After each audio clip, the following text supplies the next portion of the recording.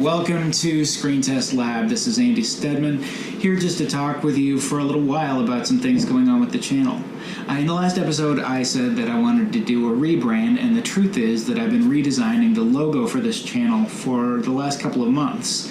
In the year 2021, I hoped to put out a bunch of videos, and the truth is, I had a lot longer of a journey redesigning the logo than I had hoped to. But I've got a great new logo in mind, and I want to talk to you for a little while about how I got into this to begin with.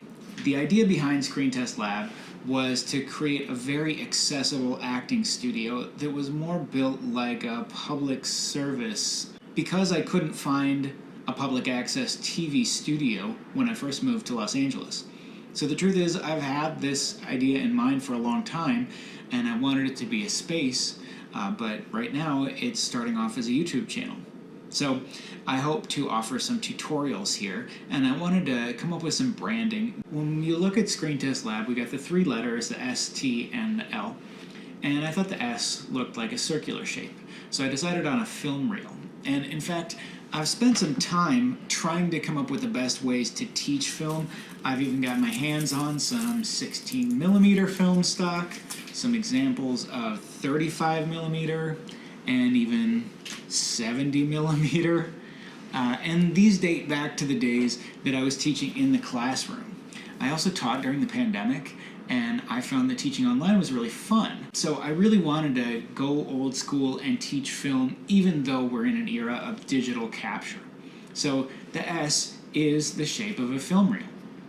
Now, for the test, for the T, I wanted to go with a beaker, specifically an Erlenmeyer flask. And this is a reference to the photochemical process, to the actual chemical mixtures of developer, bleach, fix, the kinds of things that are used to create the actual photo development. You can see that I've still got the emulsion here on this 16mm film stock, so I haven't developed it. But I thought that the Erlenmeyer flask is a pretty universal logo for chemistry, and I thought that the word test corresponded nicely with that.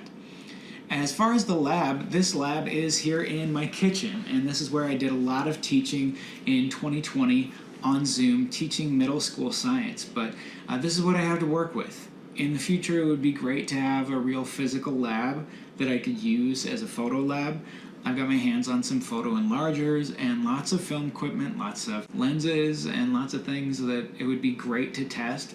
But the truth is, things are likely to start off here as the YouTube channel. So for the L, I always envisioned something basic like a film clapper. It already has the shape of an L. So these are the basic shapes that I had in mind. I started taking advantage of some easily available tools that everyone has access to, like Canva and Photofunia. These are some websites that you can use their free tools and build some of your own branding and logo types of designs. Now, I actually don't recommend either of these services right now. I'll put links in the description of this video so you can try them out for yourself. They are easy to use, but neither of them is as full-featured as I wanted. I'd previously had some experience using software from Adobe, like Photoshop, Lightroom, and a little bit of Illustrator, and I'd been a subscriber to the Creative Cloud for a couple of years, but I hadn't really had the opportunity to dig deep. Now, Canva lets you do some things, but After Effects lets you do a lot more. And this year I was able to get my hands on a new computer, and even though it's not the fastest thing in the world, it has allowed me to start learning After Effects. And in fact, it's opened my eyes to what's available. So I didn't just want my logo to be the simple shapes and the simple letters. I started to want to have more in the realm of motion design.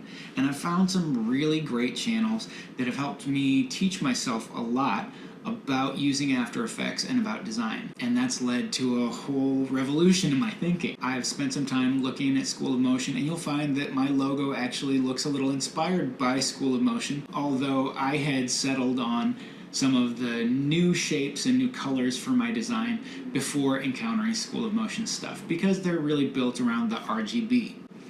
If you know anything about color photography, you know it's the three main colors that create an image, and that even dates back to before 1900, the original filtered photo sets, the superimposed bow image, and the RGB colors became a part of my logo redesign. I worked with Canva, but pretty quickly I found that I wasn't getting the full capability of what I wanted to do. But as I learned After Effects and as I stepped out of the free tools and into some of the software tools, I was finding that I could do a whole lot more, and I found that I wanted to learn a lot more. The logo has been redesigned, and what I want to do for the channel from here is continue with some of the photo tools and start to do some After Effects, Blender, and possibly Unreal tutorials. We're about to get to a new year, and I hope that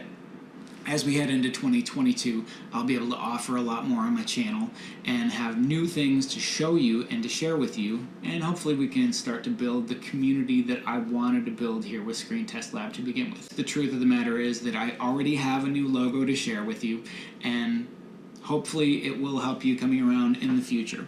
So keep it coming back. Again, this is Andy with Screen Test Lab, and I hope that you can join me for more adventures in filmmaking.